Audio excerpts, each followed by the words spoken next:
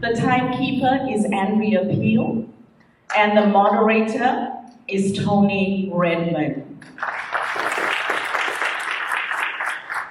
Tony is the author of a book entitled Leading the Change. He has over 25 years experience in leadership and change consulting. If you would like to purchase Tony's book, please can you see him after this particular session. I'm going to hand over to Tony. Thank you very much for that kind introduction, Lucy. I'm going to basically set the tone for questioning. We're all here to hear what these fine candidates have in plan for us in Toronto. I'd like to begin by thanking you all for your offer of service to the people of Toronto, because leadership is a difficult task. I've been involved, yes, within the I'd also like to extend a deep appreciation to our hosts, Pastor Benville and Lucy, and the team of Faith Sanctuary. Deeply, deeply appreciate giving us this opportunity to hear what these candidates have to say. And how these candidates is going to improve our quality of life. Not how much money they're going to spend. I've been listening to debates and attending them, and all I'm hearing is, I'm going to put $300 million into housing, I want to put $200 million into safety. I've been hearing that I'm in my 60s, for let's say 40 years. I hear about the money that's going to be put in, but I see no results. Every year, crime goes up. Every year, homelessness goes up. I want to hear how your plans, your programs are going to improve our quality of life. Is that what you want to hear? Yeah. Okay. So, the questions are not complicated, but the problems are. And so, the solutions are going to be difficult. I hope these candidates have given good thought to how they're going to lead us into the future. And without further ado, we're going to get right into the first question. Just to explain to you what our rules are, I believe all of you have been privy to the rules and are comfortable with them. And we have a timekeeper who will be keeping a strict order to ensure that this is a fair process. Each candidate will be given 2 minutes to answer my questions, and they all have a 30-second rebuttal to argue any point that one of their colleagues makes. Please don't interrupt each other. Just indicate you want to post a rebuttal, and I will give you the mic at that appropriate time. And we're asking you to approach either the podium or take the mic, whichever you're more comfortable with. Okay? So, without further ado, let's go. Based on the public feedback, the number one concern of residents in Toronto are all real estate related. From homelessness to affordable housing to property tax, Torontonians have real estate concerns of some nature. A place to call home is a basic requirement for any quality of life. Given the broad range of people affected by this issue, how are you going to address the housing crisis in Toronto? And I'll start off with you, Frank. You happen to be in the right position. Good evening. My name is Frank D'Angelo. I grew up in this neighborhood, and I want to thank the Faith Sanctuary for hosting this. I've never been a religious man, but I feel the energy and the spirit in this room. And homelessness is a product of the incompetence of the career politicians that are recycled every 4 years. They put us in a $1.6 billion deficit. There's $700 million in uncollected fines that are 10 years in default. And now they want to be elected again. And they're making all these kinds of promises. They promise you the sky, the sun, and the moon, and they deliver nothing but thunder showers. And the only umbrella they give is to the top 1% or their donors. The best way to combat homelessness, I am saying, let's do a lottery, call it the Lottery of Hope. Just like 649, just like Lotto Max, and all the proceeds go towards people, the unfortunate people, and some of them are mentally challenged, that are thrown out in the streets, to put together great complexes where they can get help, where they can get medical attention, and they can stay safe. Instead of promising things that don't happen, and taxpayers are burdened already with huge property tax. Toronto per capita, the 4th largest city in North America, has one of the highest property tax than any major city. So, we need to create equity, and we need to do, so is that the warning, 10-second warning? Thank you for listening to me.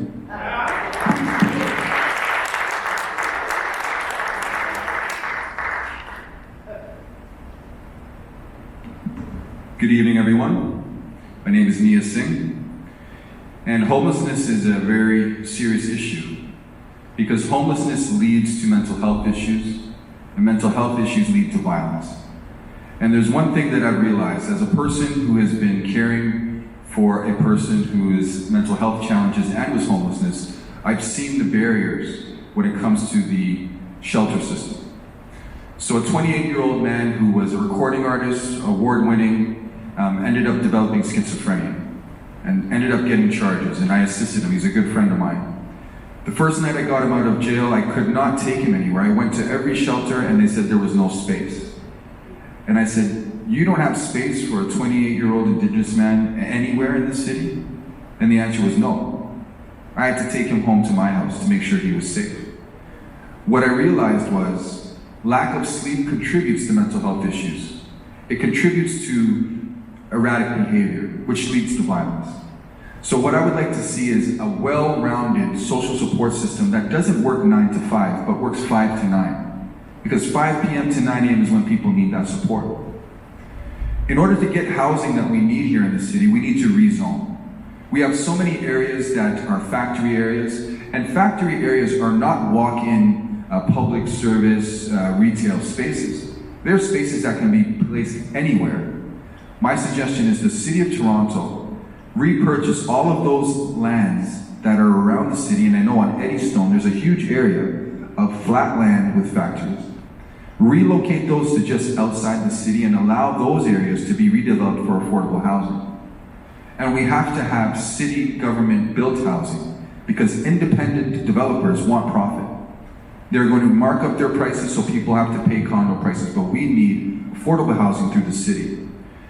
Another thing we have to do is lobby to end rent control from the provincial government. My time is up. Thank you.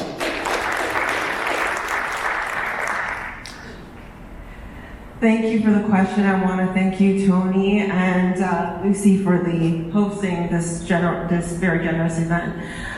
Nia's story that he told about housing someone in their home is not uncommon, especially in a time when we're in a pandemic recovery period, when people are really struggling. And myself and my partner have had to do the same when you see people who are cold, when you see people who are homeless.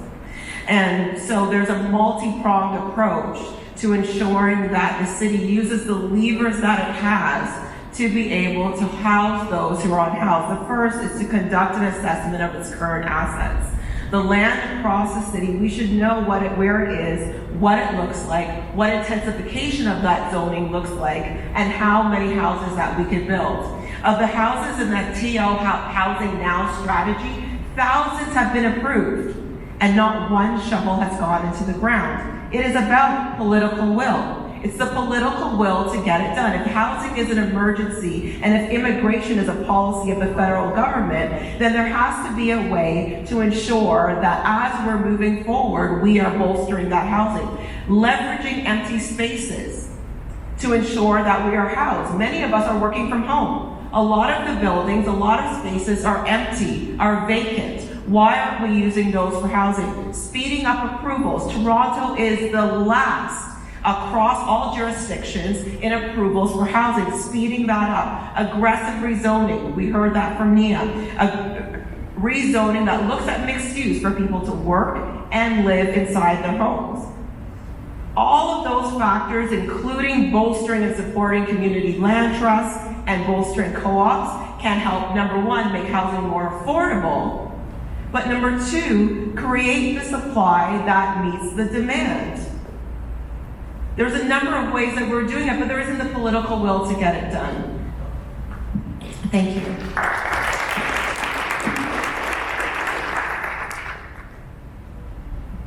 2 minutes goes by so fast, but thank you very much. Thank you everyone for being here.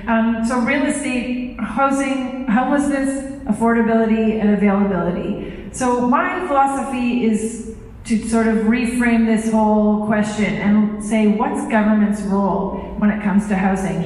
And I think these campaigns, we act like the mayor can fix housing, the mayor can find homes for everyone, the mayor, and that's not working at all. That approach hasn't been working. So what I think the government needs to do is just eliminate barriers to housing. There are so many zoning barriers. There are so many bureaucratic barriers. There are so many permit barriers. The way the city spends money is problematic. There's not good accountability. There's, again, 40,000 staff dealing with all these different things.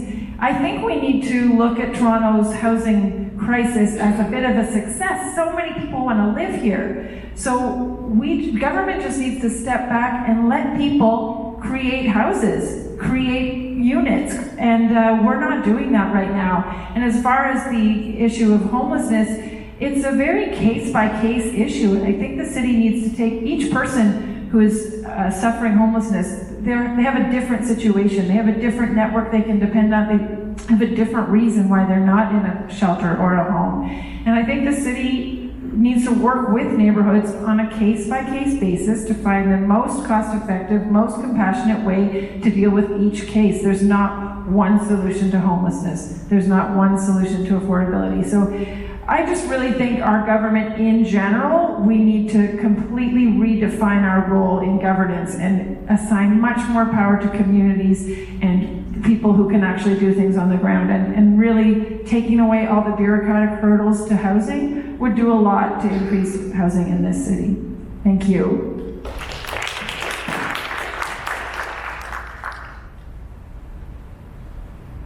Thank you.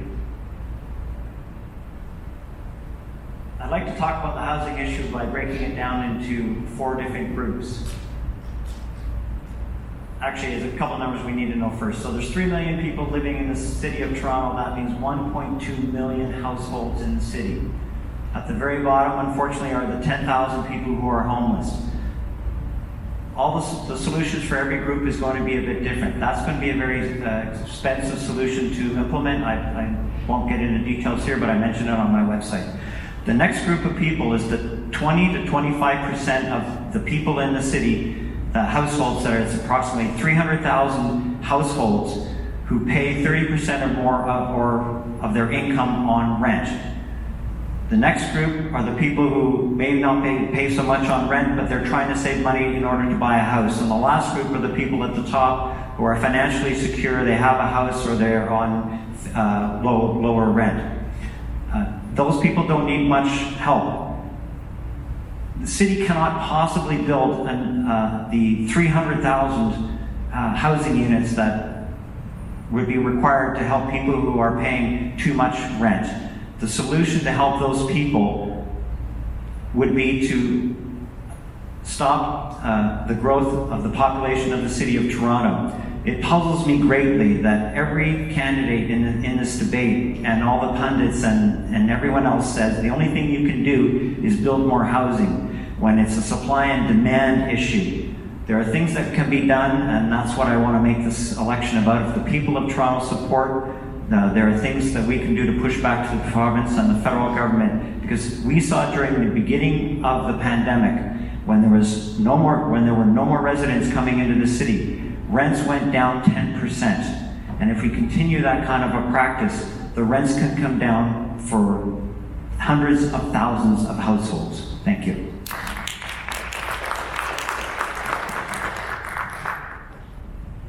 Hello everybody, 3 topics, 2 minutes. I'm going to be quick so we can get through them all. Homelessness. The main tenet of our platform is fiscal responsibility. Smaller government, lower government spending, putting people and families first. We expect to free up over $1 billion from the budget, which we can then use to not only provide homes for the homeless, but provide individualized programs to address the 3 main causes of homelessness. Someone losing their job, a mental health problem, or a drug problem. When you give the people a place to stay and you give them a way to get back as an integrated member of the community, they're going to be more successful. When it comes to the housing crisis, with my 20 years in develop, design, and build, I can tell you the main cost for a house is over 30% of government fees, taxes, and levies. This is because the process takes too long and is too expensive. So if we created a program that would streamline the rezoning, redevelopment, and building process, we could save big developers many years and many millions of dollars, which they could then use to not only develop more houses in the same amount of time, but lower housing costs overall. Now, to benefit the community, to get this benefit from the government, they would have to give a percentage of these units back to the government at a hefty discount so the government can release them to lower income or first-time home buyers in a rent-to-own program. Not only will this open up home ownership to a vast majority of the population, but it will integrate less wealthy people with wealthier people, which is what we want for the community. With regards to property taxes, I'm the only candidate that actually has policies that's going to bring actual revenue into the city. When you have higher revenue and lower government spending, surprise, surprise, we can lower taxes. I'll be the first candidate that will put a moratorium on all the property tax, and I'll be the first candidate that will be able to provide a tax rebate for the seniors. And I don't even need the last 10 seconds, and I gave you 3 plans for 3 problems in 2 minutes. Thank you, everybody.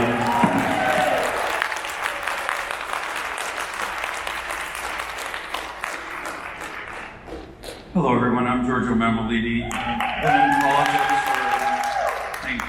Been in politics for about 30 years. Was with the City of Toronto, as you know, and member of provincial parliament for a number of years. I held the positions of parliamentary assistant to 3 different ministers that included health and the Solicitor General. I wrote the official plan on how to and the law on how to treat addiction in the province of Ontario back in 1991, and I still believe in the 12-step program approach. I also wrote the affordable housing policy for the City of Toronto, and if you look at Regent Park as a prime example of my work, you'll know that my attempt to build affordable housing worked, and I will continue that effort by making sure that places like Rexdale, places like Jane and Finch, places like Scarborough are rebuilt into a mixed form that includes social housing, affordable housing, and that also includes a mix of condominiums. Everybody in the city should be living together, not segregated. We have segregated our population for almost 100 years based on the color of their skin and their income. With me as the mayor, that stops. It stops with building a mix and making sure that people feel comfortable with the communities they live in. The gangbangers will stop on our social housing communities. They're keeping people hostage, crime like you wouldn't believe. They're killing each other. The 1% of the people that are in this lifestyle are making it very impossible for us on our subways, for us on our sidewalks.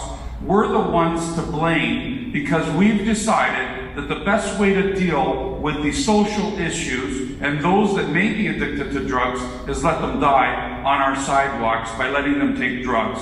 And having $200,000 salaries watching them take drugs in front of us. 12-step programs is the way to go. With me as the mayor, you get the knowledge, you get the work that I've already started, and I'm sorry for taking up too much time. I get so emotional.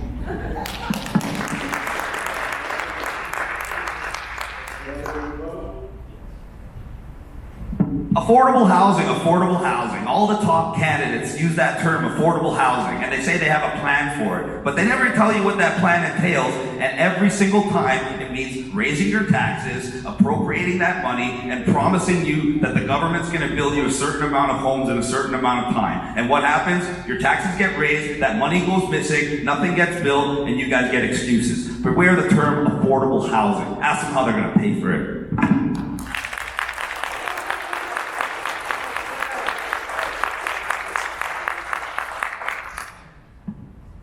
Thank you. Chris is right. When it comes to housing, in Ontario exclusively, housing and social assistance has been downloaded to the municipalities without the appropriate funding formula. Carving out new revenues for housing is the best possible solution. Continuing to raise property taxes and use property taxes for things that big cities should not be using property taxes for is not correct. That is not the way you run a big city. Having those revenues directed towards housing and social assistance is the way to run a big city, and that is what I'll do as your mayor.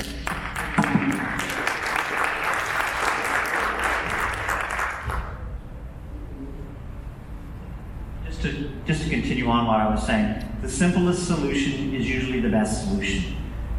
If you keep building housing and everything else, we're gonna run out of land. There's just no way it's ever going to happen. We built 400,000 units of housing in the 40 years of Toronto. And has it helped? No, not one bit. We absolutely have to address the demand side in order to solve the problem for hundreds of thousands of people, not just a few. Thank you.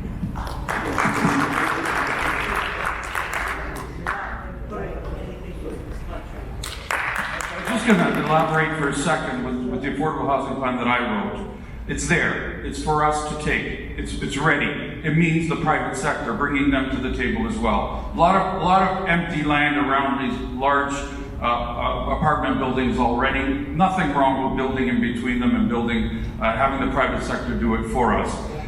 With respect to the homeless, I want to say that shelters are not working. They don't work. It's transitional housing that needs to be built.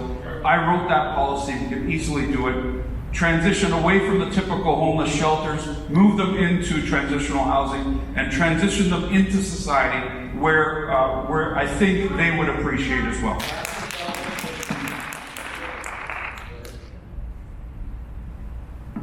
I don't understand. Right now, what's going on in the city of Toronto is rental eviction. They're taking affordable housing that exists right now. People have lived there for generations. And what they're doing is they're pretending that they're going to fix the place up to boot those people out and make them very expensive 3 times. And that's how it's perpetual homelessness. Stop building luxury condos and stop rental eviction, Mr. Ford.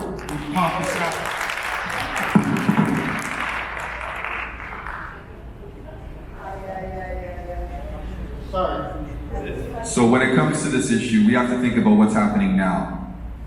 We spend too much money as people. We can't control the prices, but what we can do is control what we spend our money on.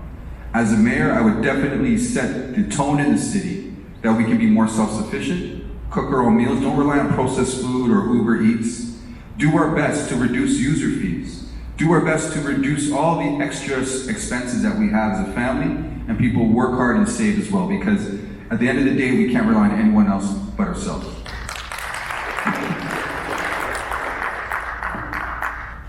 Well, that was a good way to start off.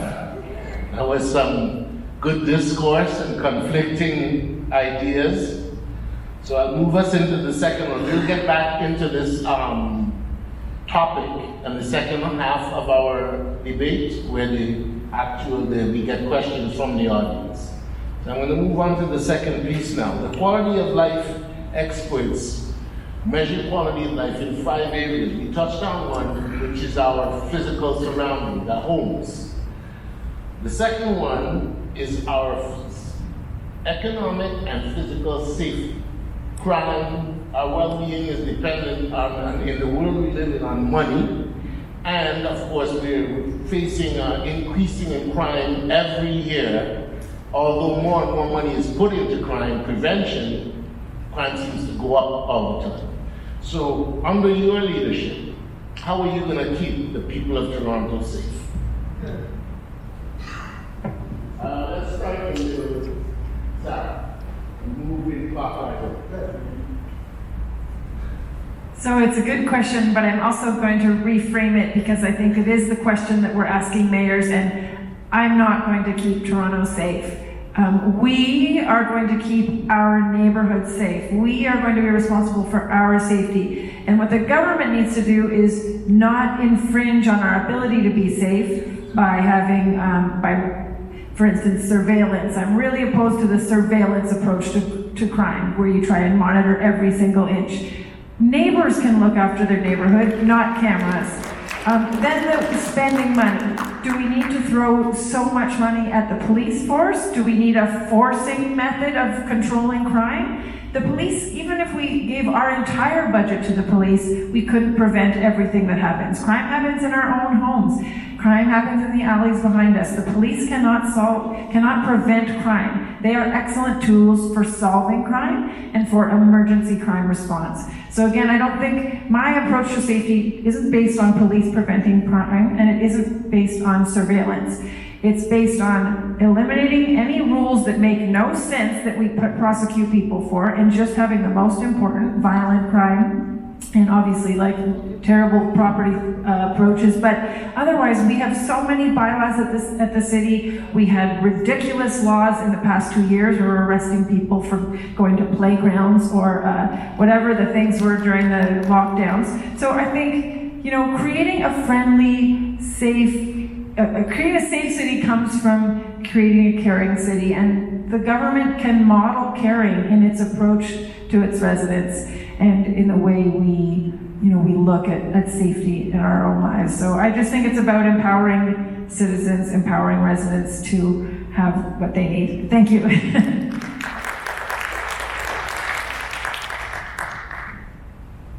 There are many factors that contribute to the reduction in safety in the city. I just want to talk about two of them.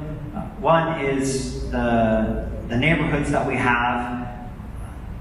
I think that the crime is far less in low-density neighborhoods than it is in high-density neighborhoods. That's another factor as to why I don't believe that the city is going to be, the quality of life in the city is going to get any better if you keep increasing the number of residential towers and the residential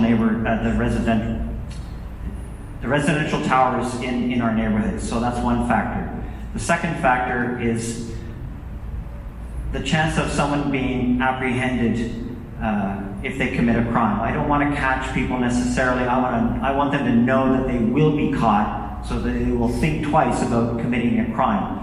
I do believe that the presence of police regularly patrolling neighborhoods and the subway system is important. I actually do believe you can make their job easier through closed-circuit television, CCTV, and those are the two primary things that I think that we can do to make our city safe, as well as pedestrians on the street. I do believe that's important as well, and I do believe it strikes me as peculiar ever since came to the City of Toronto that we don't have a pedestrian safety program. We do not promote pedestrian and cyclist safety, and we do a fairly bad job of it on the cars as well. So those are the things that I would do to make the city safer. Thank you.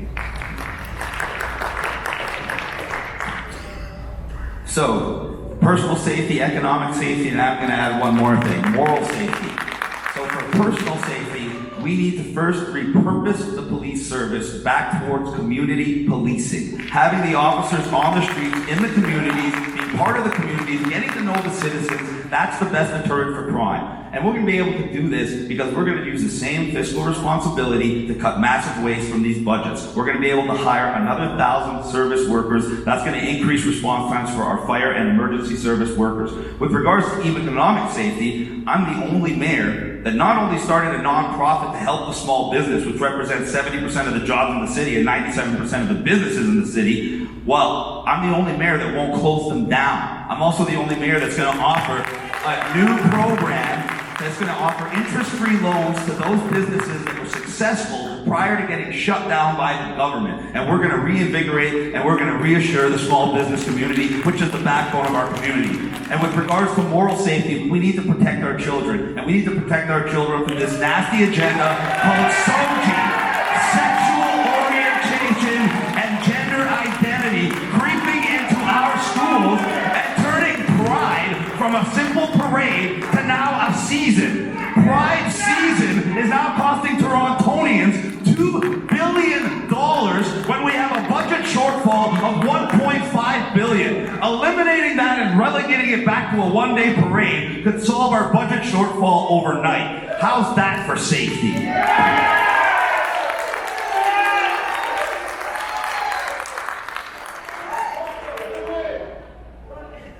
Boy, I wish I could dance like that. Look, the city of Toronto is broken, folks. Now, some people criticize me this election because I'm a bit too brutal and too honest with respect to that. The city of Toronto is broken morally as well. The city of Toronto needs to go back to the basics in every aspect, including what they service us with. It's coincidental that we are in a faith institution because that is a part of my platform. Bringing faith back into society, not taking it out. What's happened over the last 30 years is we've taken punishment, us politicians that do believe in God, that do believe in a God, are taking punishment because we make our decisions based on what God would want us to do. That's how I've governed myself for 30 years. That's how I've been honest with people for 30 years. And our streets have been loitered with woke. Woke has ruined this city to no end. The politicians have caved to that culture over the last 30 years, and while you were sleeping during COVID, while people were telling you to stay home because they thought it was best for us and for you, they spent billions of dollars of tax money that belongs to you in building bike lanes, putting our hotels in jeopardy by creating shelters in our hotels in local communities without consultation. The reason that the streets are unsafe is because government took advantage of you during COVID and spent all the money doing things that you don't want. Your communities have been infiltrated by woke, by people that are going to harm you, by people that don't want families, by people that don't want culture, by people that don't want faith. And now we're asking ourselves, what happened? Oh my God. Let's wake up.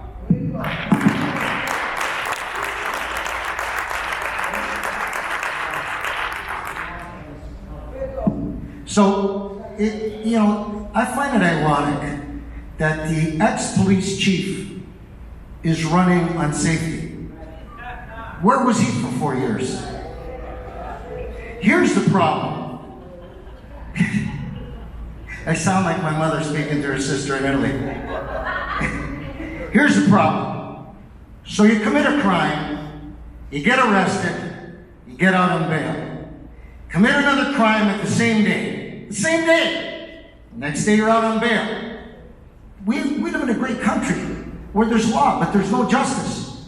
Stop. If you breach your bail, forget about it. No more bail for you. You're going to jail. You want to take crime off the street? Don't keep putting them back. And the other thing that's very important to all the communities in Toronto is community centers, places for the youth to go. My dear friend Spider Jones has got a great community center down at Jane and Chalk Farm. And it gives purpose. People hang around with people that bring out the best in you. The old adage is, don't live with somebody you can live with. Live with somebody you can't live without. You need to build a future for the kids. And it's going to cost about $200,000, $300,000 a year per youth center. You get that money back triple, quadruple, because you save those children from the street, from the evilness of the street. Don't listen to Saunders, another career politician. You want faith? Put the faith in the people that are going to take care of you. My vision is your vision. Thank you.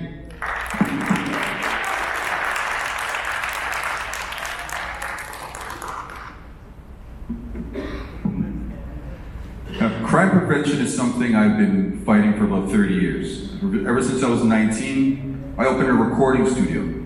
It's one of the first hip-hop recording studios in Toronto.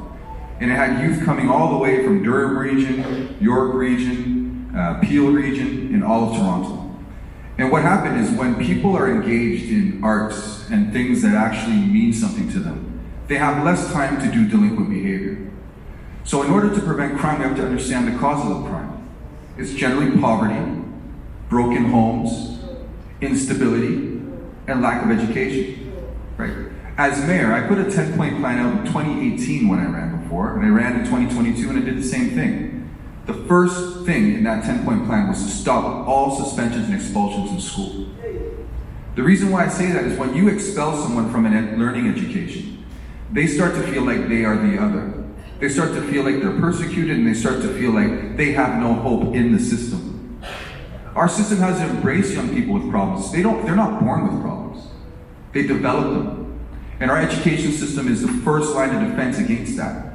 So we must make sure, as a city, we have more recreational programs, we have more sports programs, and more arts programs, right?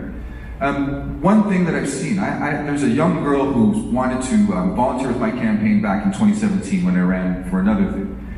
She's been homeless for 9 months, right? She's exhausted all her resources, but won't go to a shelter because she's scared. She feels like she's going to be robbed, she's going to be assaulted. There needs to be more transition homes for youth. There is not enough supports for our youth. And crime also permeates through the adult community, yes. Alcoholism, right? Addictions, mental health again. Quality of life, if we're gonna raise that in the city, we need a mayor who's gonna lead by example. More police is not the answer. Police do a good job. They have everything under control. It's the people that need to support each other to do better. Thank you.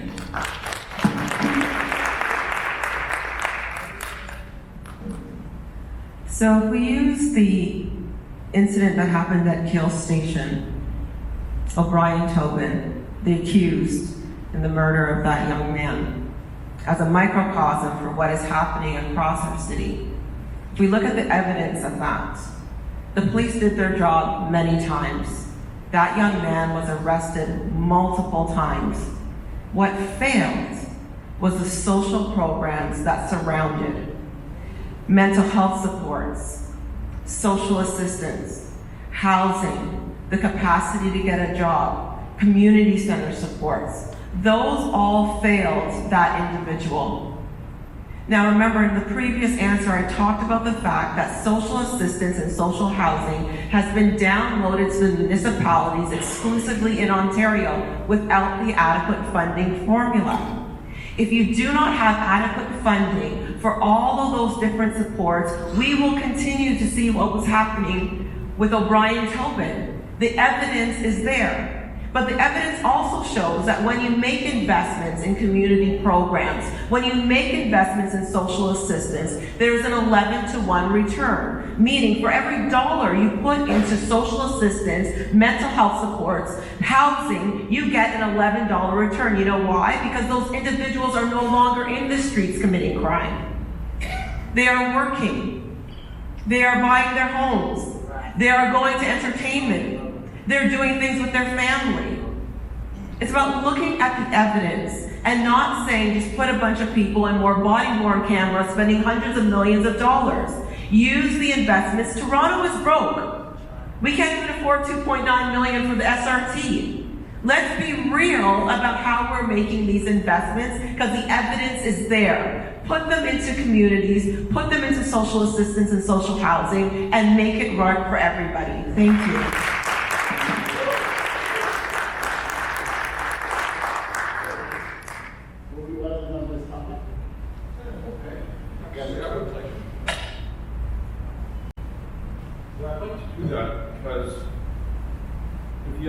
The families, the majority of the families out there that are struggling to pay their mortgage or rent for that matter, they'll tell you that they need a job. They'll tell you they need more food on the table. They'll tell you that the best way for us to be sound and safe is for a full family structure to be healthy and safe in their own house. That's what they'll tell you, right? Instead, what we've done is we've created a whole culture around social services.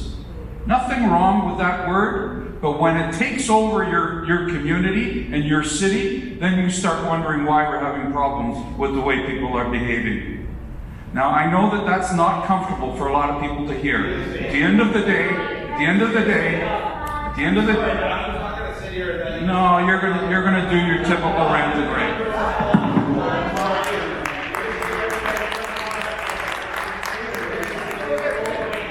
Okay.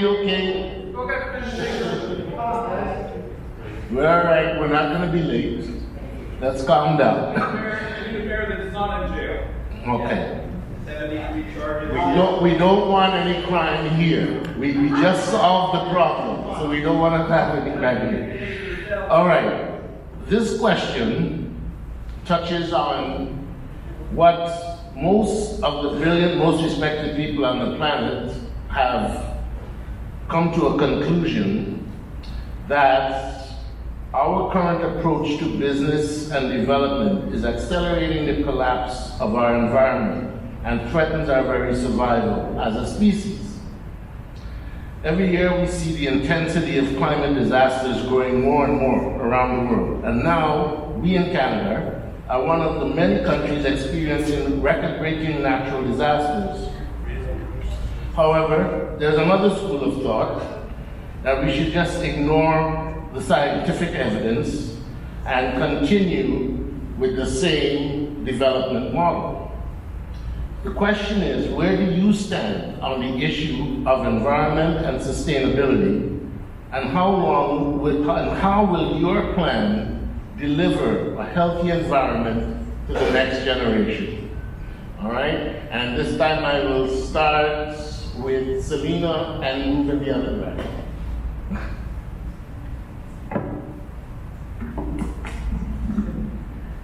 So when we think about climate, we have to think about what we want versus what we don't want. And one of the best ways to address the climate situation, especially in Toronto, is when it comes to transit. We don't have adequately supported and funded transit system that takes people off the road. We complain about gridlock. We complain about the traffic and the amount of time it takes for us to get to and from spaces. But why are we making those adequate investments in our transit system in the way that allows it to be safe, equitable, and for people to be able to work on that system?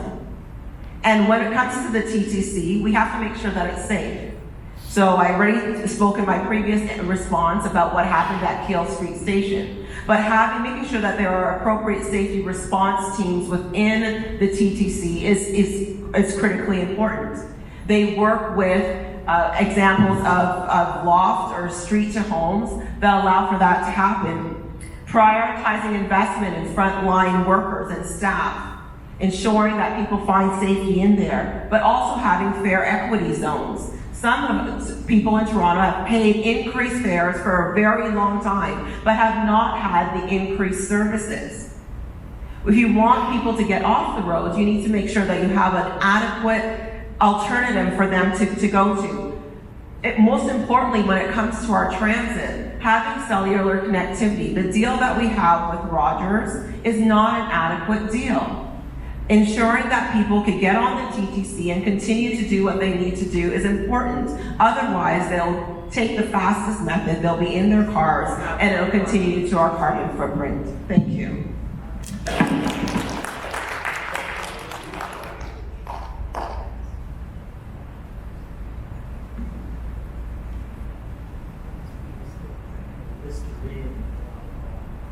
Sorry, can you just rephrase the question so I can make sure I touch on everything? I get into deep thought sometimes, and I want to make sure I hit all the points. The context, I guess, is the climate challenge we're facing. Where do you stand on the issue of environment and sustainability? And how will your plan deliver a healthy environment to the next generation? So the problem is, the province controls most of our environment, yes. But what we have to do is we have to understand what climate change is versus what's natural. And as a mayor, I would be honest with the population. My strong belief is we've confused climate change with pollution, right? Climate change happens naturally. We went through an ice age, the earth heats up and it cools down. What society has tried to do is make the population feel they are responsible for the warming of the earth. What we have to realize, it's industry, out of any of us, it's industry that's responsible. It's the big companies that pollute. We got rid of coal for a certain amount of time, but they pollute the air. They make the air unsafe. They make packaging, plastics, that are disposable, right? So we have to start reflecting, start thinking, can we reduce our consumerism? Can we reduce how much we take in and spit out? Can we make sure when we buy food, we utilize it and don't waste? Because the more we waste as a society, is the more garbage that collects, is the more pollution that happens. It's the depletion of the climate, right? So we have to understand our role, but we also have to not be misled by messaging that makes us believe we are the only sole responsible people. One thing I would like to see as mayor is monthly community cleanups. Something about the environmental pollution is also disturbing to us. We have streets that are littered. When I grew up in Toronto, Toronto's a very clean city.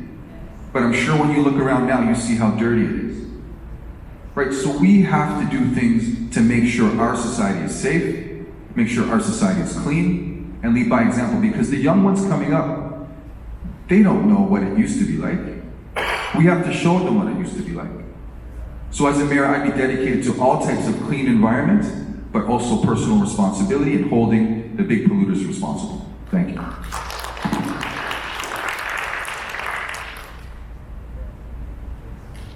The environment is the most precious asset humanity has, but it's never going to be fixed, or it's never going to be slowed down in the degeneration of what's happening to the environment, because the politicians are hypocrites.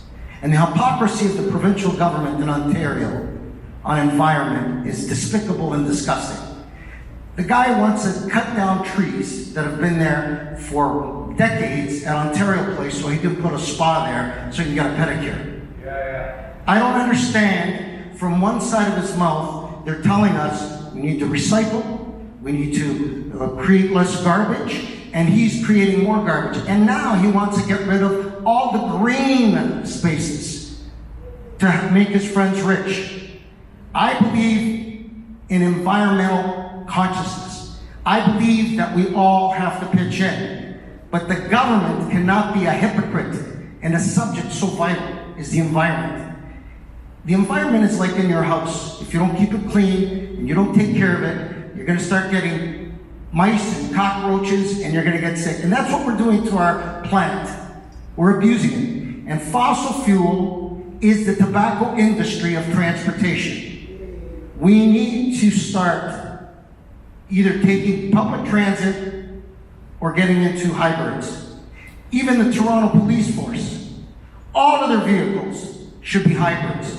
There should be no Toronto police with the budget that they have driving gasoline cars. Hybrids are just as quick, just as fast, and 30 to 40% more economic. Stop talking about what they can do about the environment. Start talking about what you can do to protect the environment. Thank you.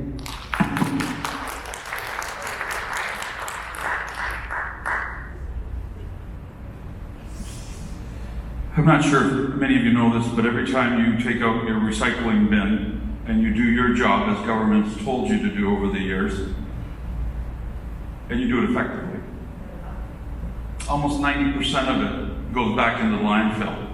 They don't tell you that. You're wasting your time. So as mayor, one of the first things I'll do is give the responsibility back to our city employees to separate your garbage. Because then it will go meaningful. It will go to the areas that will recycle properly. It won't end up in your landfill. It's one of the first things I'll do. We don't have much time, it's 3 years. Second thing I'll do is make sure that our traffic flows equally across the city. Getting rid of bicycle lanes will be one of the ways I'm going to do that. And I mean all of them. I mean all of them, and I mean building a proper cycle path across the city that's safe for people off of the roads. If you did that, we would flow the traffic out nicely around the city. What's creating a problem are all the cars that are backed up. And they're backed up because everybody's trying to go to work in the city of Toronto, where it is a nuisance everywhere. The other thing I'll do is get rid of the streetcars. The streetcars are causing us a lot of problems financially, and they're backing up the traffic as well, wherever they are. Let's put one of them, let's remember the streetcars. It's wonderful history for us. Let's showcase it. But when it comes to the environment, a part of my solution is to make sure that people aren't congested with their vehicles trying to get to work or to a sports event or wherever they have to go. The other thing is using the private sector is going to be very important. Private sector, believe it or not, still haven't really bought into e-vehicles. They haven't. You're the ones that have to pay for it. And when your battery breaks, you're in for a $10,000 or $15,000 charge. It's incredible what's going on with government trying to tell you what to do.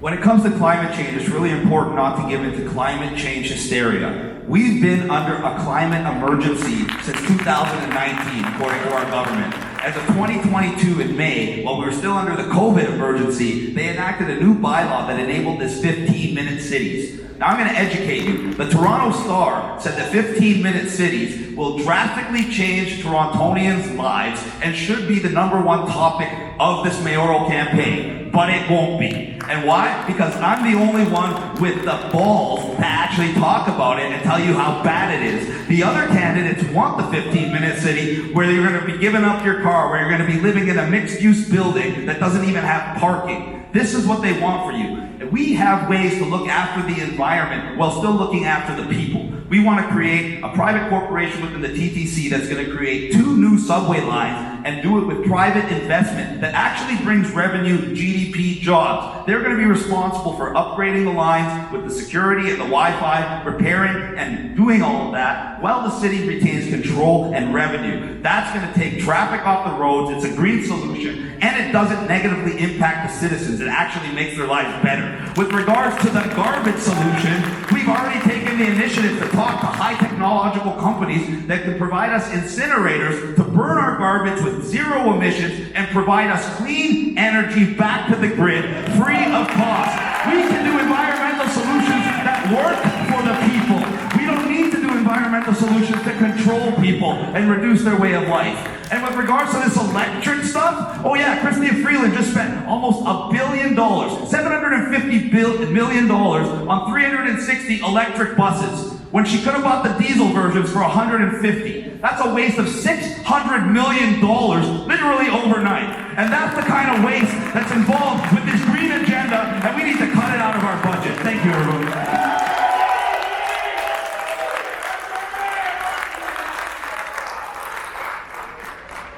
I think we can't lose sight of where the world is going on this. Toronto cannot stand all by itself and ignore the rest of what's happening in the world or this country.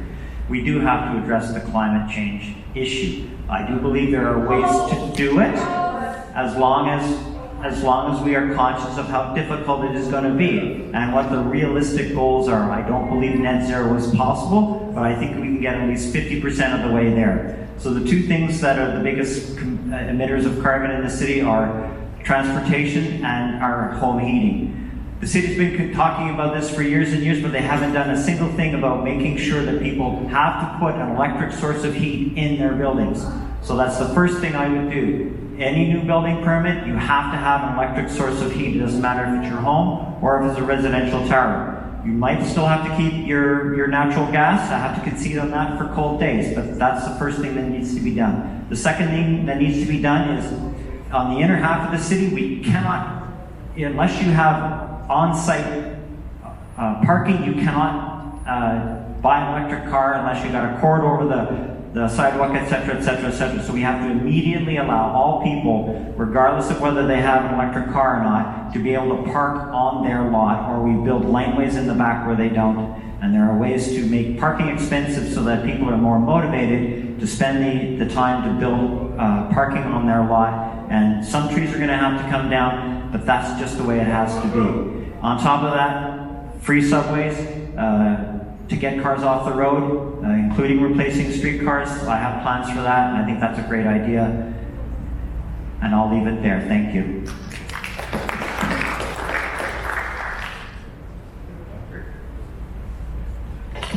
So I think we made a mistake. I'm an environmentalist. I worked for World Wildlife Fund in my 20s and studied conservation biology. And I think we made a mistake in the environmental movement of turning it into a religion and a moral thing. And then climate change came along and we doubled down on the religion. And now it's a question, do you believe in climate change or not? And it's a ridiculous division. And it's not something that we should be, in my opinion, talking about climate change. What we need to talk about is what we all agree on. We want to breathe fresh air. We want to drink clean water. We want to see flowers. We want to see trees. We want an environment that feels good and sustains us. So focusing on our division, which media loves division, government loves division, our egos love division, it's a red herring. So we all care about the environment. Now, there's things that some of the candidates have said that I've disagreed with, but there's a lot of things that I've agreed with in our approach to the environment. I agree with Giorgio Mammalini. The recycling program is garbage. And I learned about that in my 20s. I agree with Chris that this emphasis on climate change. There was something else you said, Chris, that I just forgot as I started talking. I agree with Selena about the need for transit. I agree with Nia about not focusing so much. It's our fault. And focusing on industry. We have an economy that we've inadvertently developed that takes beauty and turns it into trash. And that's just what happens, unfortunately. And we can I think we need a transformative approach to our economy so that what we create is beauty. We create beauty, we create clean air, we create clean water. And, so we require a transformation of our economy, but we do it together, not on either side. Thanks.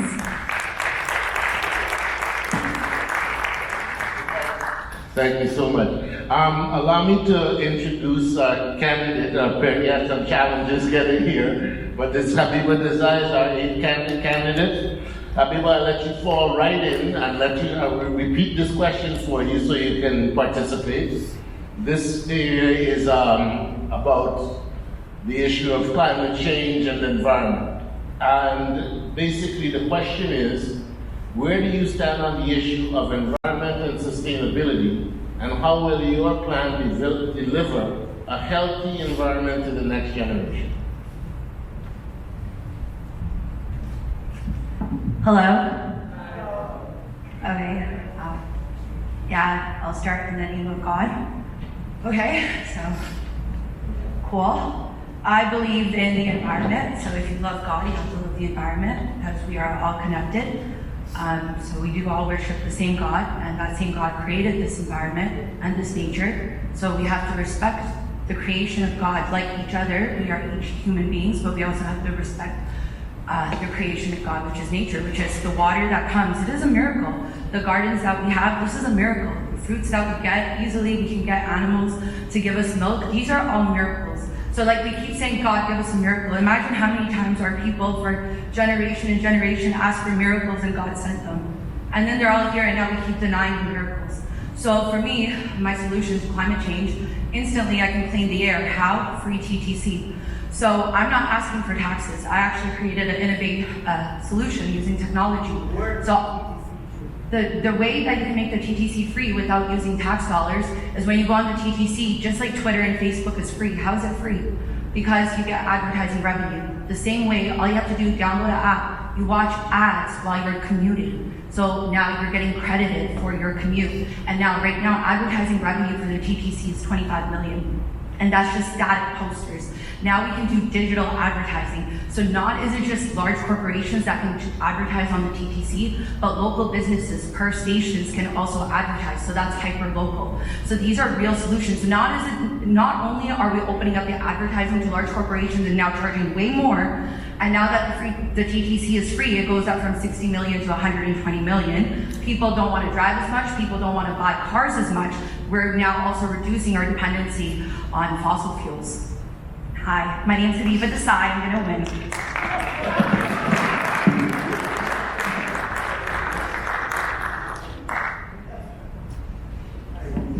To all these religious zealots preaching their climate change agenda, why is it that every one of their climate solutions requires you and your family to sacrifice more money, more freedom, more mobility, and more opportunity for your future? You think it's just a coincidence, or you think this is a method of control, just like COVID was? So, take heed, ladies and gentlemen. Do not believe the Pied Pipers. Every single climate prediction has been wrong and has come and gone without fanfare. And all they want is your hard-earned money, and all they want is your children's future. We can look after the environment, we can look after our communities with solutions that help the people, not control and limit the people. Reject the climate change agenda.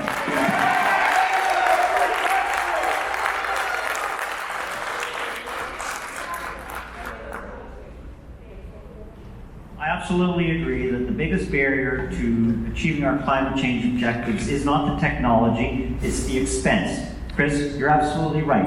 It's going to be hugely expensive. But, what I believe though is it still can be done and it should be done.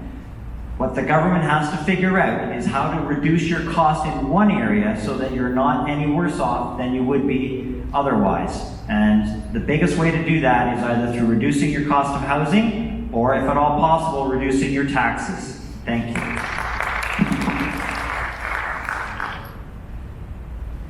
Just kind of rebutting myself. I just remembered what it was that Chris said that I felt so resonant with, and that was about the waste of money on the electric buses and the government subsidy. And I just wanted to say that money and energy are very closely related. So whenever we're talking about spending a lot of money for the environment, that is probably costing the environment. And so it's really like it's a red herring. So let's just again look at our neighborhoods and do what makes our neighborhoods better. That's how we act.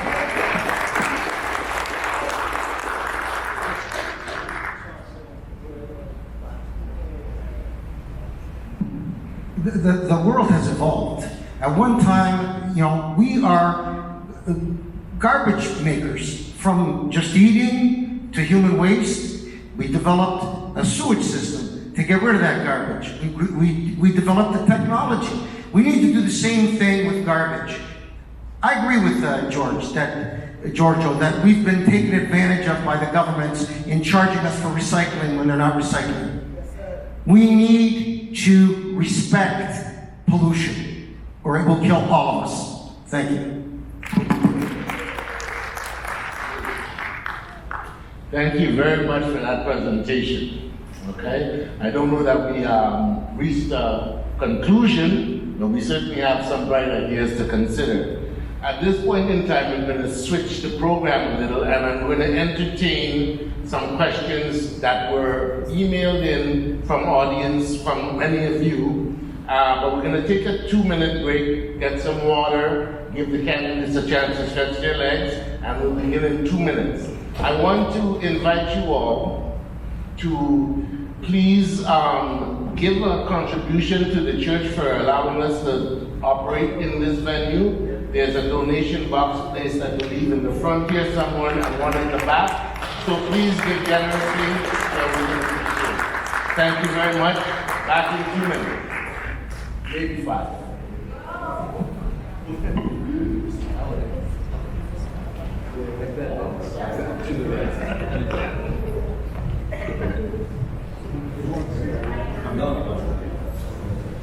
I'll be back.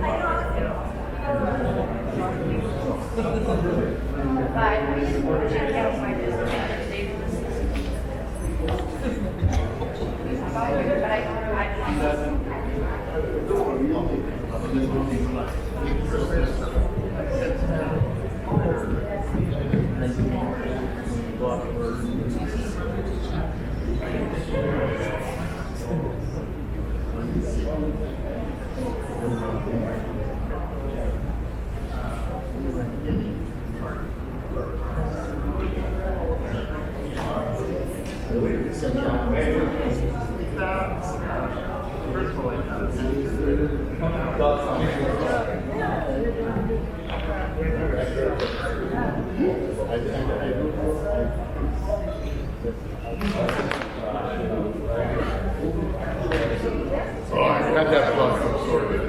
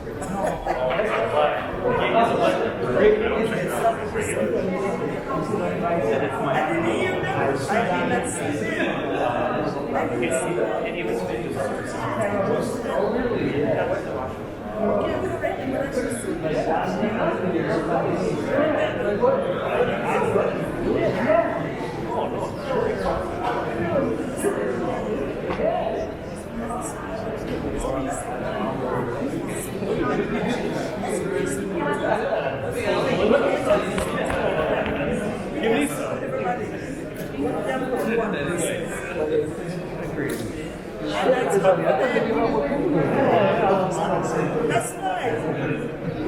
Yeah. All of that.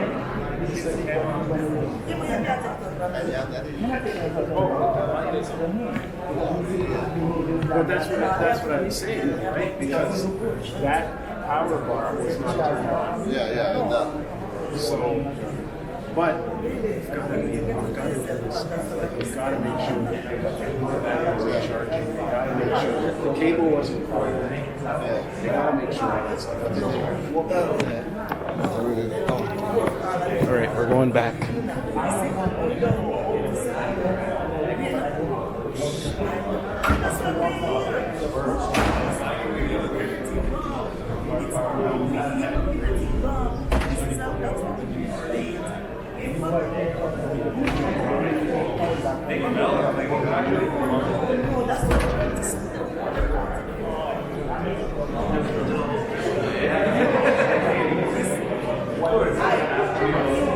We're going to begin, so please can everyone take their seats.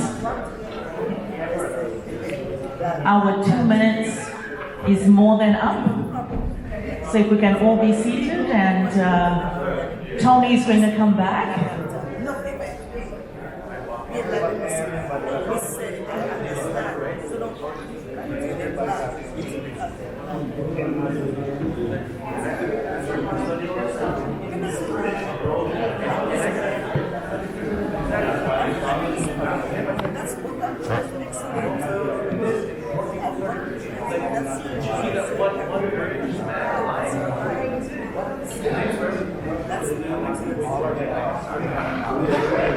That's right.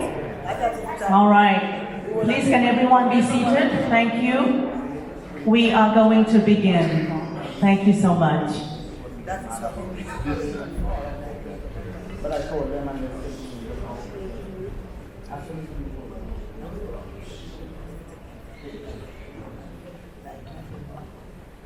Okay, let's start the second half of our presentation. Now, these questions would have been submitted to my website by people who registered to attend, and there are a lot of repeat questions. I don't know if people collaborated on this or not, but we're going to make sure that I touch on a couple of topics. And if we have time afterwards, I would either give the candidates an open mic to speak about their platforms or entertain questions from the live audience. One of the most popular questions that came in had to do with the concept of the 15-minute city, right? The 15-minute city, for those who don't know, is an urban planning concept in which most daily necessities, things like shopping, education, healthcare, leisure, can be accessed within 15 minutes, walk or bike ride of where you live, right? And that concept has drawn a lot of attention and a lot of ire. There are some cities that around the world that are examples of 15-minute cities, and I will leave the candidates to discuss that with you and what their position is on 15-minute cities, if it's something good for Toronto, and would you incorporate it into your plan. So we start with you, Michael, and move in clockwise order.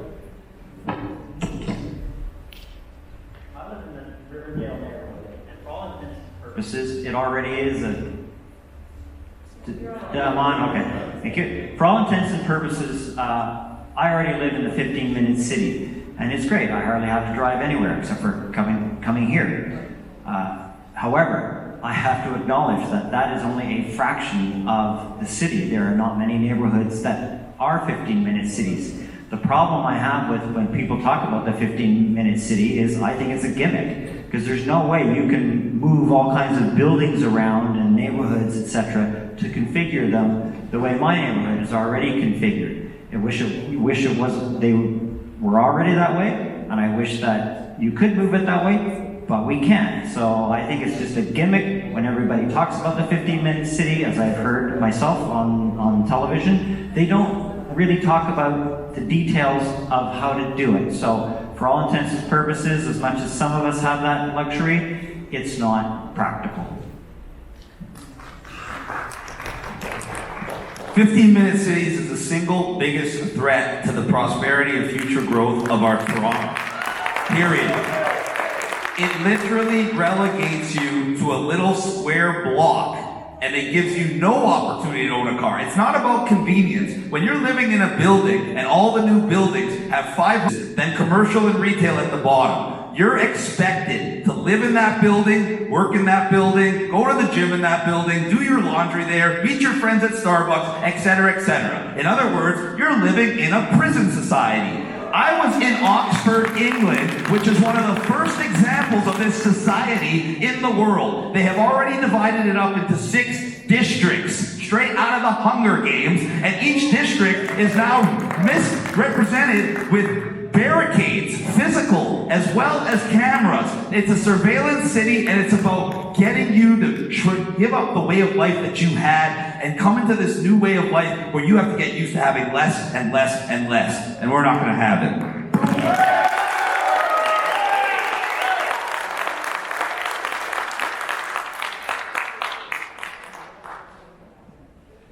Well, it took me about 15 minutes after reading some material on 15-minute cities to figure out that it is communism at its worst.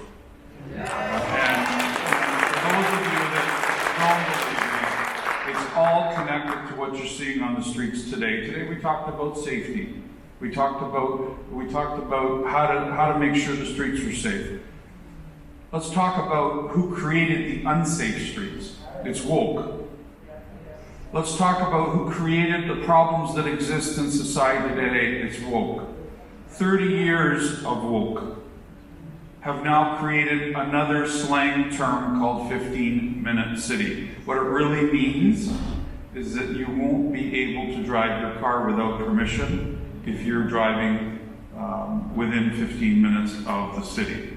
What it means is that government wants to control you yet again. What it means is what you've seen during COVID is your taste of communism, 15-minute cities. You may as well be living in Cuba, folks. You may as well be living in a country that isn't going to give our children the freedom that we're wanting. Thank you.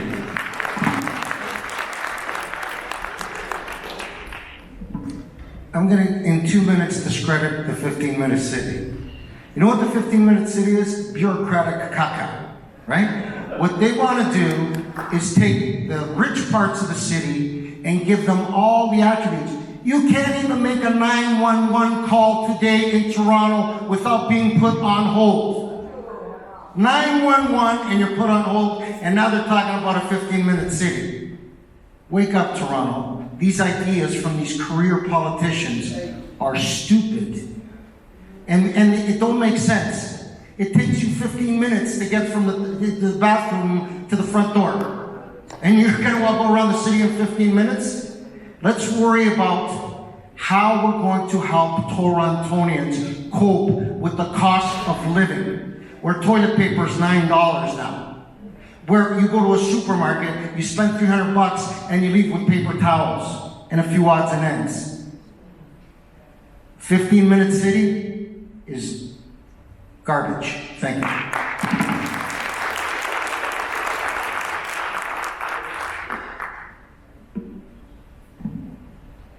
So this is all about psychology, right? If you think about it, a 15-minute city makes sense when you think about the convenience.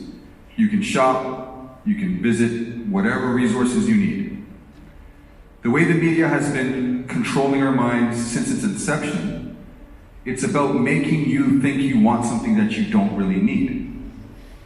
Developers generally build developments in that way. They build a house or an apartment and they try to make sure there's a shopping plaza near and a doctor's office. So these are things that we've already been doing. But what is happening is now they want people to reduce their travel time. They want people to stay isolated. They don't want people to communicate with each other. And that's what these 15-minute cities, to me, in the forefront, is what they're setting up for. So it seems like most of our panelists get that. But what are we going to do to change that? Just be careful of how you speak about it, because people like it, but you can tell them the truth about it.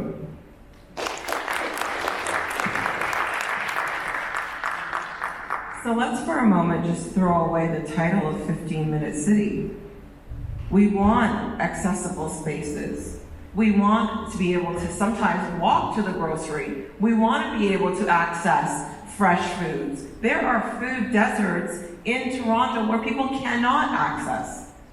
There are places in Toronto where there are predatory lenders. We want to make sure that Toronto has equitable access. And right now, it's not the time to be talking about 15-minute cities because we've developed a city that doesn't have that.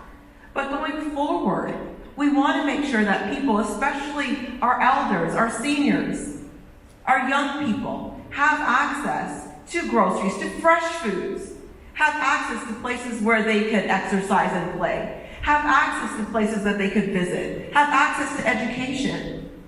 It's not a zero-sum game. It's what we want. We want spaces where people can thrive. And that, just remove the title of 15-minute city and focus on what we want. We want a city where people can thrive and live and work and play. And that's what we need to work towards.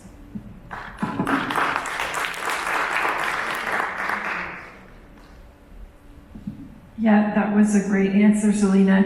And I also don't want the 15-minute cities that Chris is describing, that Giorgio's describing. And I think that if the government is talking to us about 15-minute cities, what I would say if someone said to me, I would say, oh, can you remove zoning so I can work and live in the same place? Because right now, you're not even allowed to do it. Can you make the streets in front of my area safe? Because right now, I need to get in a car to be safe. Can you give me a park that's beautiful, a pool that's nice, community recreation, so that I don't have to drive halfway across the city? So like 15-minute city, we need to turn it on its head and say, hey, can you give me, you want me to live in a 15-minute city? That's great. Can you make it possible? Because the dialogue is like imposing it on us. Live within 15 minutes. And as soon as it becomes that, as soon as it becomes control and lack of choice, it's off the table for me. But it's an opportunity to turn it around and say, make it possible. Thank you.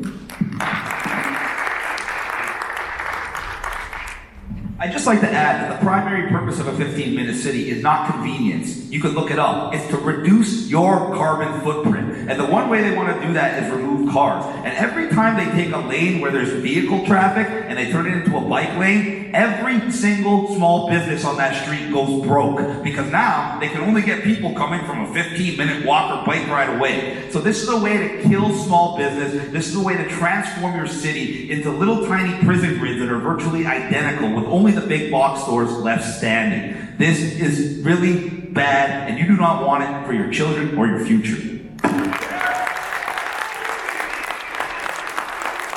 just want to add one more thing. If you go to downtown Toronto right now, you can't go straight, you can't make a left, can't make a right, can't park your car. So it's not the 15-minute city, it's a 2-hour city. They've destroyed the entertainment district. They've destroyed the restaurants. Shame on the career politicians.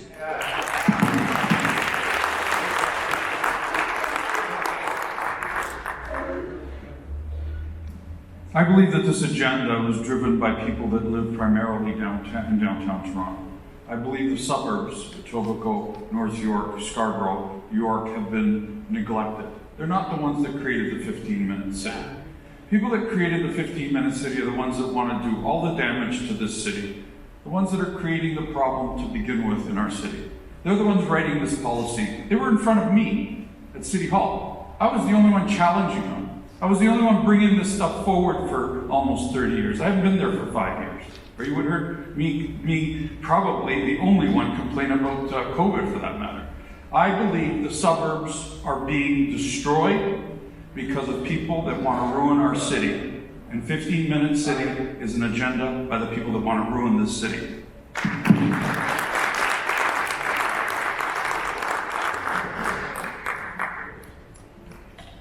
Okay, I guess you won't be getting a 15-minute city anytime soon. Okay, we spent 15 minutes on that question, so we'll move to the next. All right? This crowd is enamored with contentious issues. The next question has to deal with SOGI. Okay? Yes, you sent it in? SOGI, for those of you who don't know, is Sexual Orientation and Gender Identity Education.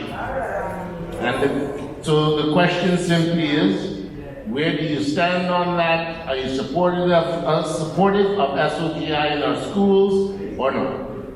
What's there?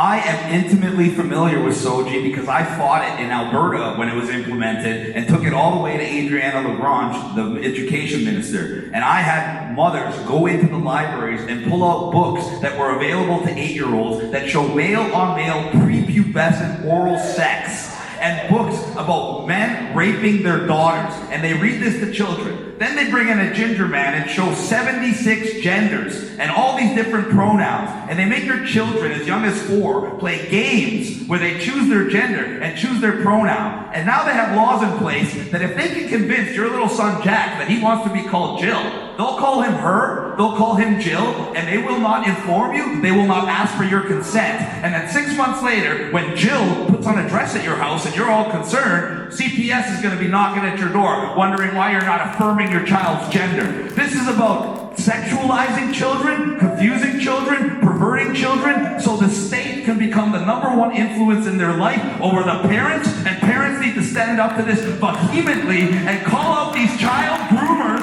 for what they are, and we need to enforce the laws that are already on the books. There is 171.1 and 171.2 against child exploitation. These are laws on the books and they need to be enforced.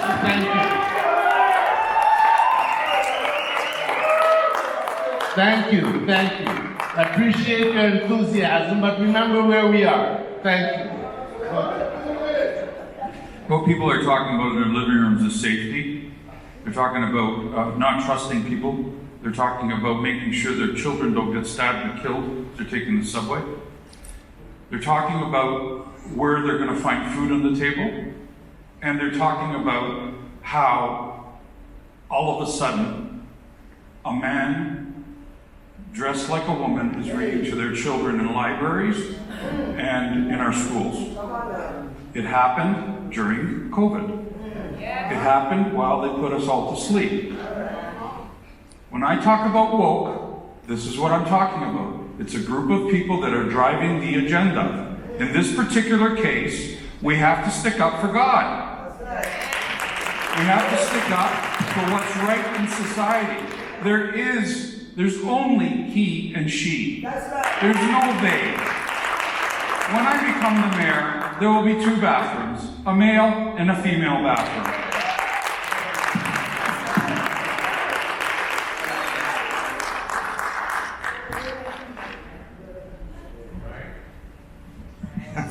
That's an ugly subject. You know, somebody on Twitter said to me, Frank, what's a woman to you? So the answer to me, specifically to me, Frank D'Angelo, what's a woman to me? My grandmothers, my mother, my daughters, my sisters, and my partner.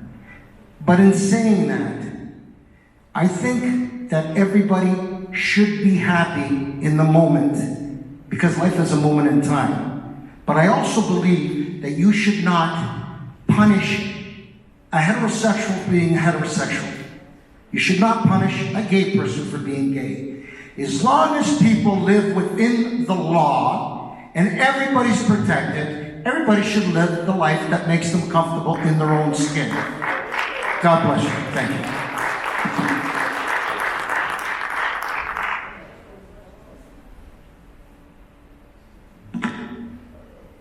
It's a very serious topic that can't really be covered in a minute, but I'll do my best to share my views as a mayor of the city.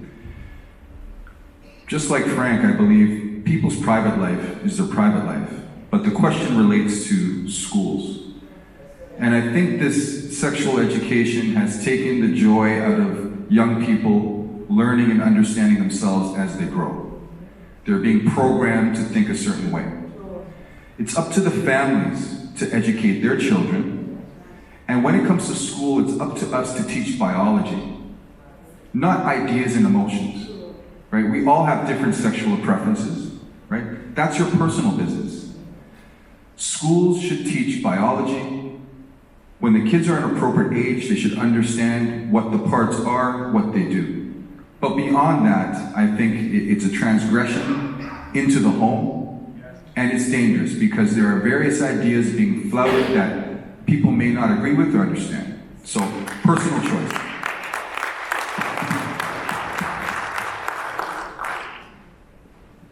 Well, I think it is important that parents be the first line of defense for their children. I have 3 children. I also think that people should feel comfortable in their own skin. And I think as a society, we do not. Let me just back this up a little bit. As a Black person and as a female, there were times in our history where I did not have rights. There will be no way, shape, or form that I would infringe on somebody else's right to live their lives. It just won't happen. When it comes to our education system, not only is that a provincial issue, but I think that parents are the first line of defense there. And there is an opportunity for parents to have these candid conversations with their children, while at the same time respecting people's individuality. So I understand the pronouns. I will use them as mayor. We will have gender-neutral washrooms, and I will not apologize for those views.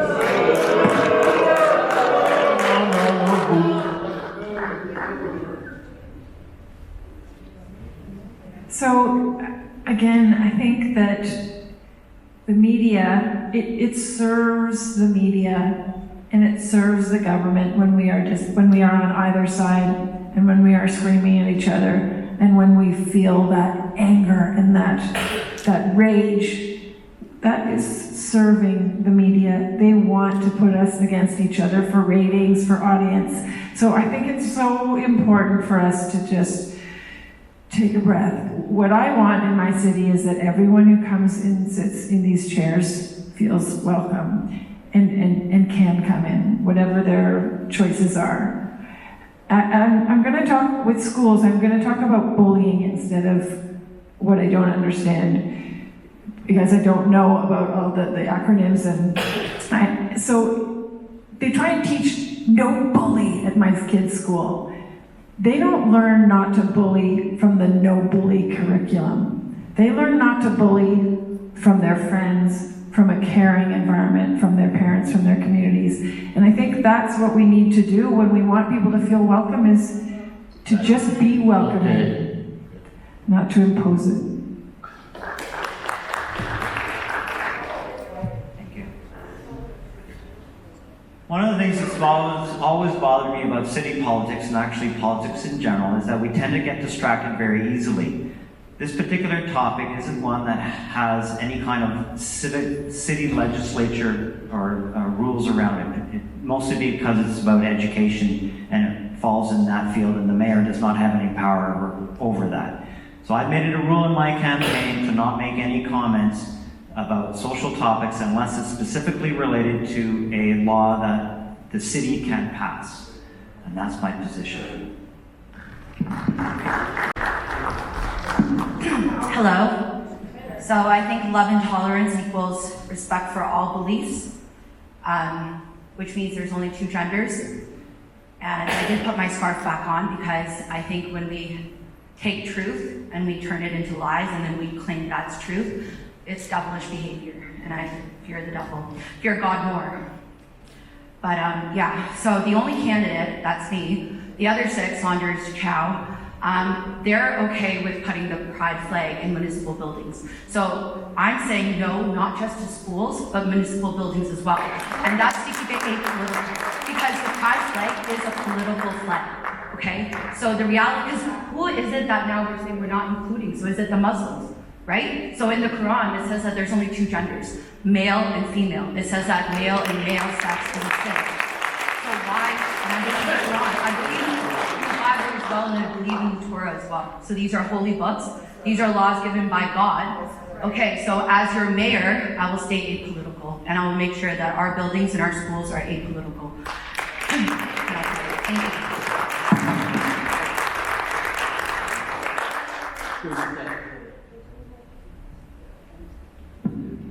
So I also believe people should be able to do what they want in their own homes. Don't push your values or your objectives onto families. I think that's going on right now.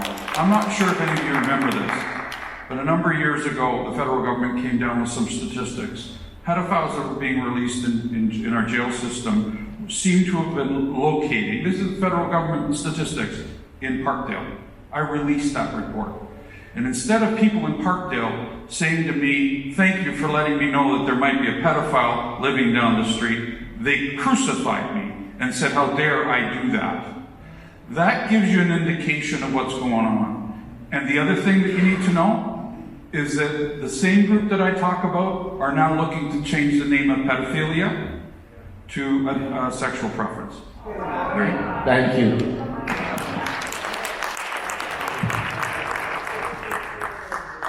Okay, well, that took a little longer than expected.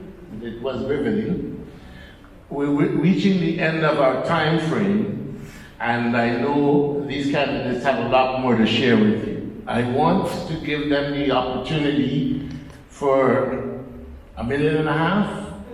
Can we work with that? To share with you one question that came from the audience. What do you think is the most difficult challenge, is the greatest challenge that the new mayor of Toronto will face? And I will add, how will your platform conquer those challenges? And... Well, I'm late, so I'll start. Okay, so I'm running for mayor of Toronto because I want to save lives. And one of the first ways I'm going to save lives is by creating a Khabib MMA fight school at the Robert Borden. It's an old technical high school in Scarborough that's closed down.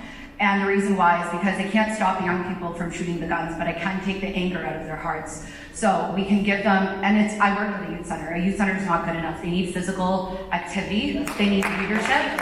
So it's a Khabib MMA fight school. Okay, so I'm not even asking the young people to listen to me. They respect Khabib. He's a world champion. He's already in Vaughan at a place called Sportsplex. It's a rental, and he operates something called SK Performance Club, which is soccer and MMA together. So we can give him a permanent facility, partnership with the city, and now we can do MMA and hockey, MMA and basketball, MMA and soccer, and now these are world champions. We're putting out world champions. So and I go a little bit further. The young people that come to that gym, they get ownership. So instead of just paying gym membership, you're getting shares in that gym. So as that club grows and we're putting out champions, there's revenue coming in as well. There's something to work towards, and there's a form of unity because we have so many different types of fighting, right? And we have so many different types of masters in this fighting that can come out to the gym and lead the young men. Okay, so that's one side. The other side is the Toronto's first women's only police station. So we have always needed this. And the reason why is because when you have a women's only police station, conviction rates and reporting go up for women and children crimes. And then that automatically creates a safer city. Why? Because the same people that are abusing the most vulnerable are the same people that are going out there and committing crimes. Okay, you can't think that someone's gonna go beat someone up outside and they're not doing it at home. So that's all, okay. Wait, and then my last one was the free TTC, which is gonna happen if I win or not, but you know, I'm sharing my wealth.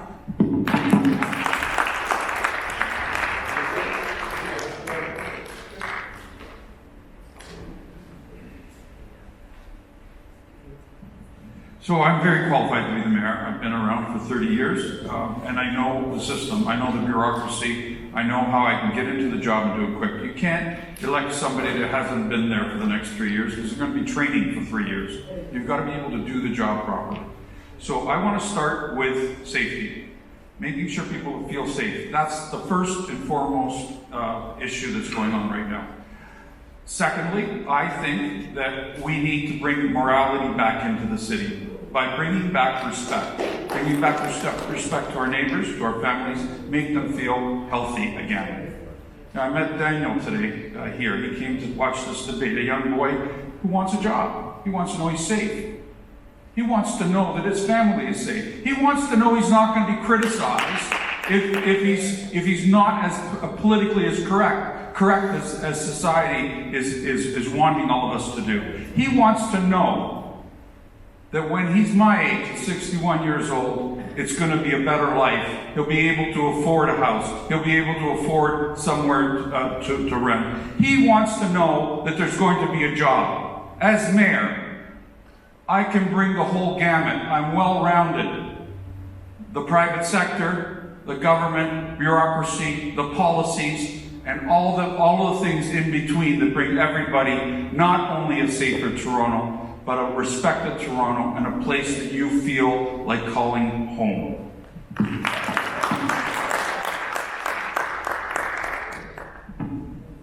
What's the biggest problem I'm going to have? I'm not going to have problems, because when I become mayor, I'm there to solve problems. And every single thing I try to do, I'm going to have the overwhelming majority of the people on my side. So anybody who tries to get in the way of that is just going to be run over by the will of the people. When I'm done in Toronto, my administration is going to be full of public servants, not politicians. And why do you not want to elect one of these politicians? Well, they already showed you what they'll do the last 3 years. They're not a leader. They're a boss. They want to control you. I'm out there at 3 in the mornings hammering my own signs in. People say, why? Because a leader works on the front lines. A leader doesn't worry about getting his hands dirty. And most importantly, a leader would never ask somebody to do something that they wouldn't do themselves. Every one of those politicians the last 3 years voted to lock you down, voted to close your business, voted to reduce your mobility, while they exempted themselves from every one of those restrictions. How do you trust somebody that makes rules for thee and not for me? You can't. And their career politicians means they're parasites. It means they've been living off you for the last 30 plus years, and they're the root cause of every single problem in this city that I have the solution for.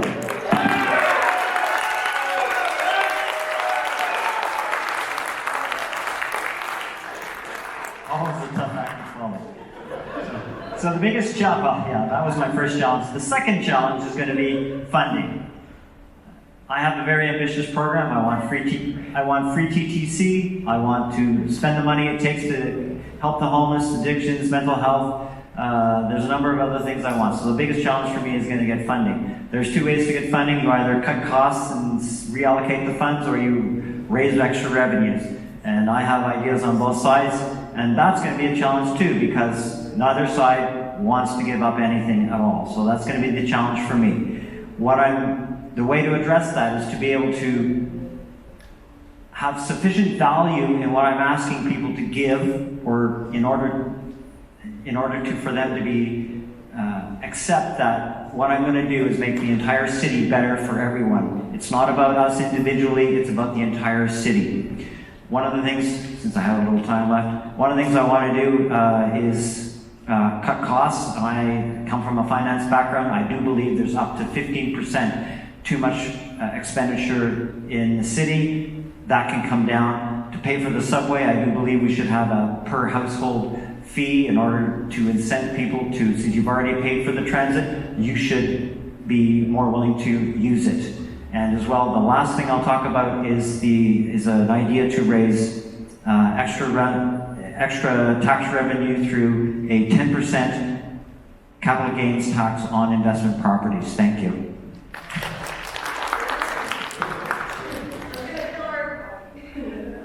So, the biggest challenge, it's not impossible that I'll be mayor, but it's very, very, very unlikely. So the biggest challenge, whether I'm mayor or whether I'm a resident on June 26th, election day, is how to live with what I don't like, how to live with a government that does things I disagree with, how to live with something I don't like down the street, how to have what each of these candidates has, whether it's faith, whether it's integrity, passion, commitment to human rights, all the things that we all have. How do we use that for good, even when there's something we don't like, even when we feel angry or afraid? How do we move through all these things? And I think what's happening right now is we take fear and we turn it into terrible policy.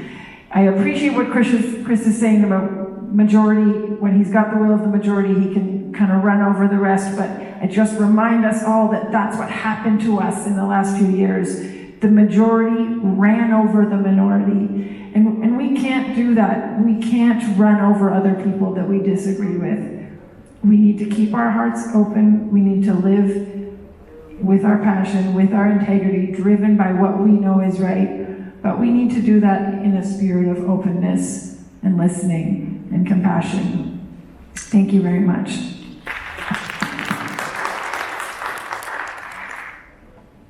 The single biggest challenge facing Toronto and the foundation of my platform is its revenues. Toronto is facing an unprecedented financial crisis right now, and in order for us to fix that, we need to elevate new revenues into the city.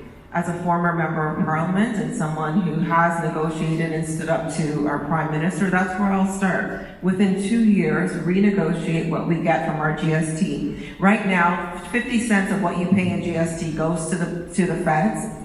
40 cents goes to the province, only 10 cents comes to the municipality. How are we supposed to be able to continue to have sustainable housing and social assistance with that? Negotiating at least that up to at least 15 cents that comes down to the municipality, because those programs have been downloaded, is important for us to be able to have people that are able to thrive at this time of a pandemic recovery.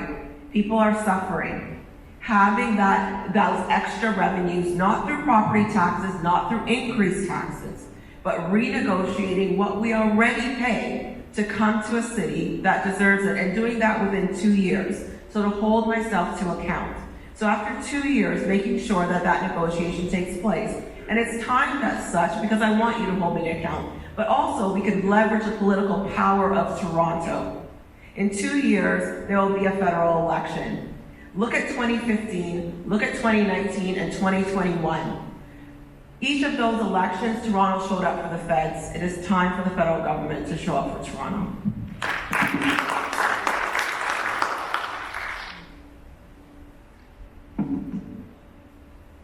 One of the biggest challenges that I foresee at City Hall would be City Hall itself. There is so much nepotism, unnecessary spending, which is the root of all our problems in the city. We're always starved for cash. We're starved for cash because there's so much waste. So if I were elected mayor, that is the first thing I'd be doing, is uncovering where is the wasteful spending. But the problem that you have is the city needs people to run it. And those people are going to protect their positions and protect all of the corruption that's going on. That's precisely why we're in this situation. We have a mayoral election where you understand only less than 10% of the candidates. Our system is not fair. And as long as the system, the media controls the message, we're always going to be challenged. So to me, that's the biggest challenge. One is uncovering all the corruption. We know it's there. But two, it's implementing new ideas that people aren't used to.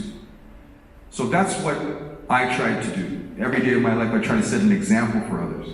And as mayor, I'd be setting an example for the city of how we can get along together, of how we can have two different sides come to an agreement in the middle and make sure that things are good for both sides.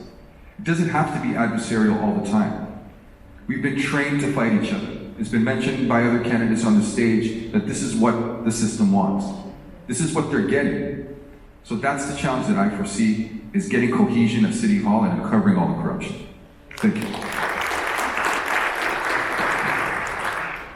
I think the biggest challenge for anybody who becomes mayor of the city of Toronto is affordability. How can you afford to live in Toronto?